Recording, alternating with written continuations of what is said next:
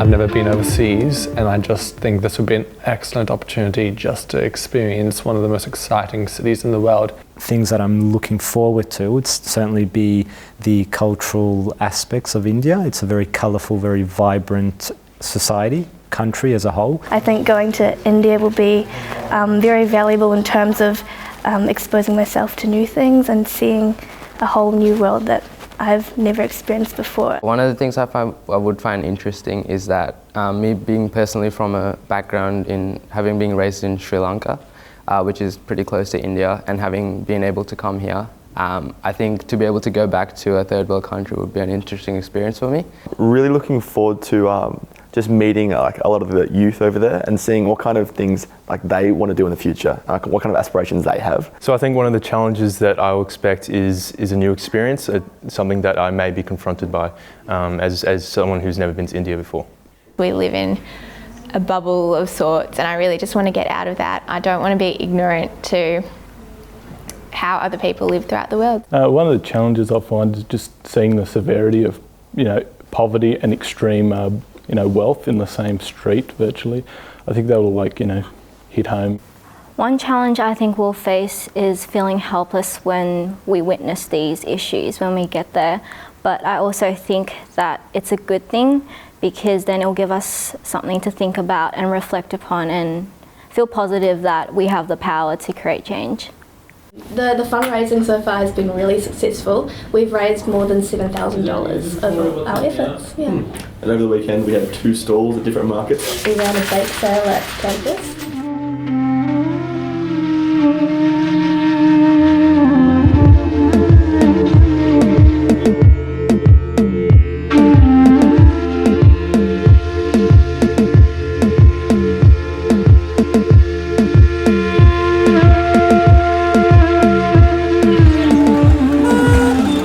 Well, the first couple of days, very exciting, very different, something that I've never really experienced before. First impression of India, it was a world of great contradiction. Your senses are really alive and alert. So yesterday and this morning we've been working with the MAD volunteers, and one of the things that's really stood out to me is how much they're sacrificing really to sow into the lives of the kids, and I'm completely inspired by how much time they're giving up really to volunteer with MAD. My name is Chirag Punjabi, and I got involved with Make a Difference early last year. It started off with me and a friend of mine just discussing what to do in our free time. This year I am the center head for this home where we are right now. It's called the St. Catherine's School. We have about 70 to 80 kids, and I handle operations for all of them.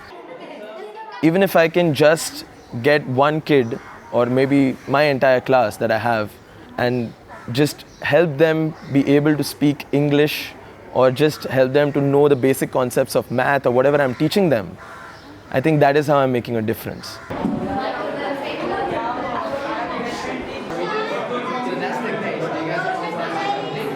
Bringing about a change such as this requires a lot of time, and those who are ready to give us that kind of a commitment and to keep those guys going is the real challenge that I face day in and day out.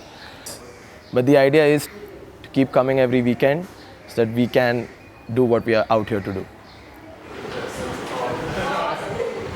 It's been quite a new experience teaching kids, getting engaged and trying to get them hyped up because they're quite young children, so you have to be quite energetic, and they're a lot more enthusiastic than what I'd say I was at school, because I kind of didn't know what I had.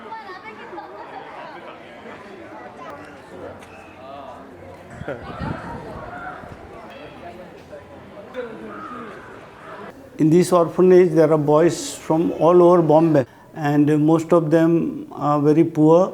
Some are having no parents, some are having single parent. Others' parents have neglected them. So we accommodate all those children here. As well as they can study, but since basic foundation is weak, they require regular support to lift them up to the other standard. So I have the volunteers who come and help them out, and some of them take a lot of interest and they come up.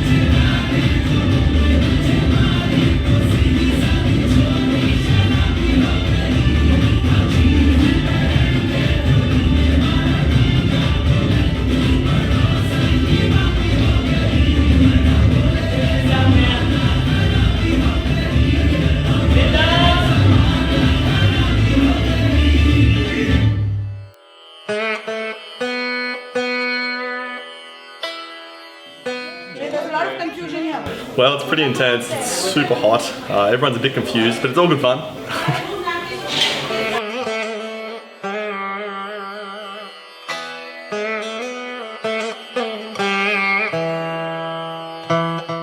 It's very warm in there, but other than that, it's just amazing. There's so much energy in the kitchen, there's so much happening, there's a lot of smells, a lot of textures, a lot of vibrance everywhere.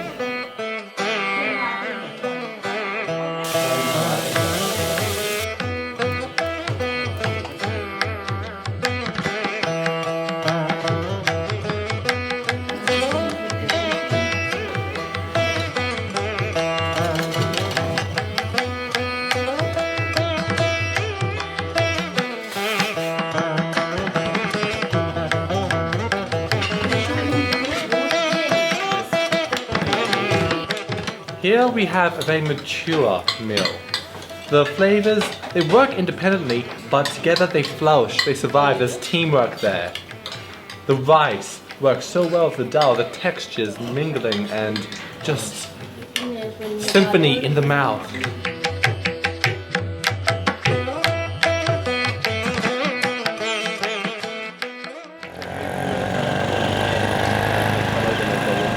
Brand Academy stands for facilitating research, which is relevant not only to the society, but also it is aligned with the industry. The program has 2 supervisors, at least one from IITB and one from Monash. The IITB Monash Research Academy is by the students, for the students.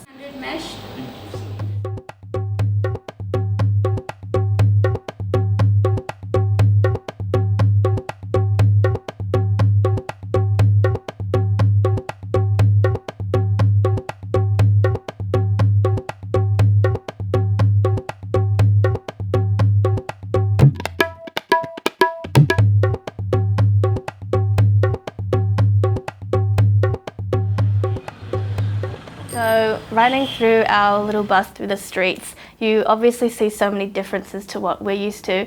It's such an ordered chaos, but somehow it all seems to work.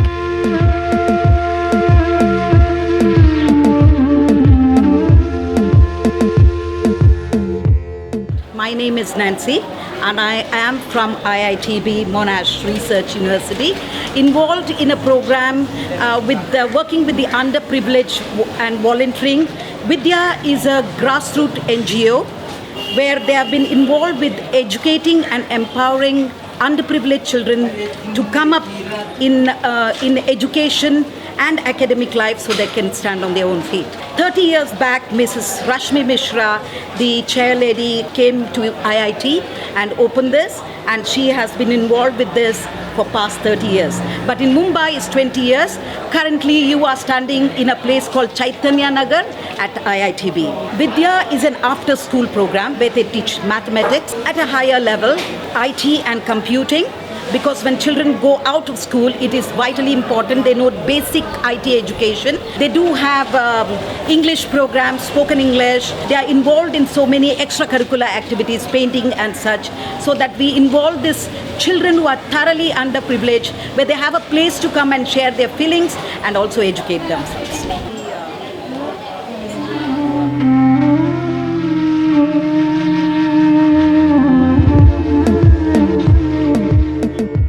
We've just heard from Sam from Pratham, an NGO which specialises in education and reducing that kind of inequality in education that exists in a lot of instances in India. The organisation essentially goes to schools that are often underprivileged and identifies areas of weakness within the students academically. But the organisation is really important to kind of acting as a check on the Indian education system and improving educational outcomes for students.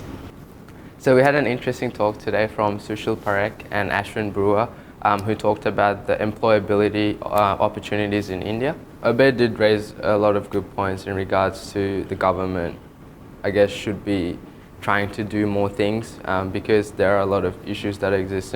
But at the same time, I agree with the speakers that India is a very large population. To make actual efficient and effective change, you have to focus or invest a lot of time and effort into small proportions of people. And obviously it's going to take a lot more time for that change to actually become noticeable on a global scale.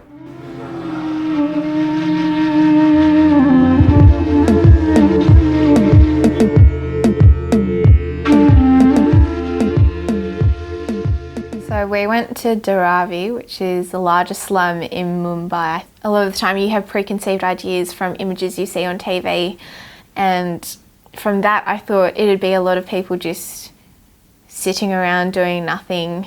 It was really quite vibrant.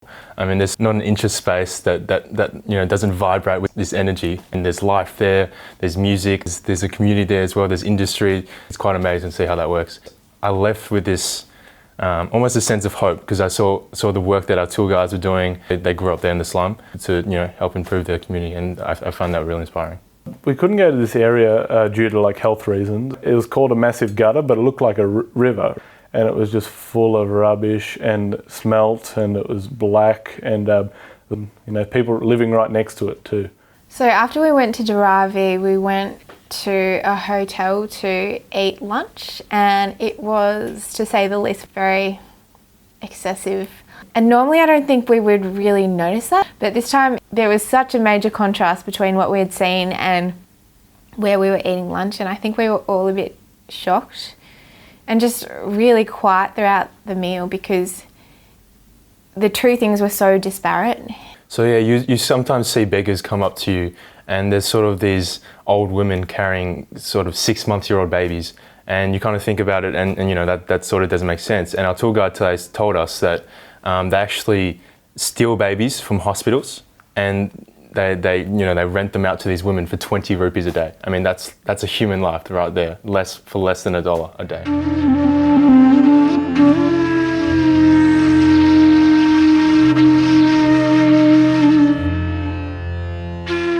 I think the thing that has had the greatest impact was probably visiting St. Catherine's orphanage. A lot of the girls that are in that orphanage come from really troubled backgrounds. Some of them come and they're dropped as babies to the orphanage because their parents can't support them, or for some reason they don't want them. And the whole place just felt safe, just a place where the girls could just be girls and not have to worry about things that are beyond their age. Probably the most potent memory I'll take away from Mumbai is visiting the HIV clinic at St. Catherine's Orphanage. It had happy pictures, smiling pictures of children that had HIV, and most of them had lost their parents. We don't understand what it means to live in those kinds of situations, and they're happy. You get a really different sense of what India is depending on who you hear it from, because everybody looks at India with a different lens. People can adapt so well to different circumstances, whether it's living in a slum or being at a hospital where there's literally no hygienic requirement, but somehow they make do. It's really actually raised a lot more questions than given answers, I think. All these different perspectives and different ideas around things like poverty, inequality. I'm actually just kind of maybe more confused about a lot of things. For me, the most affecting thing is just the chats that I've had with locals, like with mad people as well. They've made me understand India with greater clarity.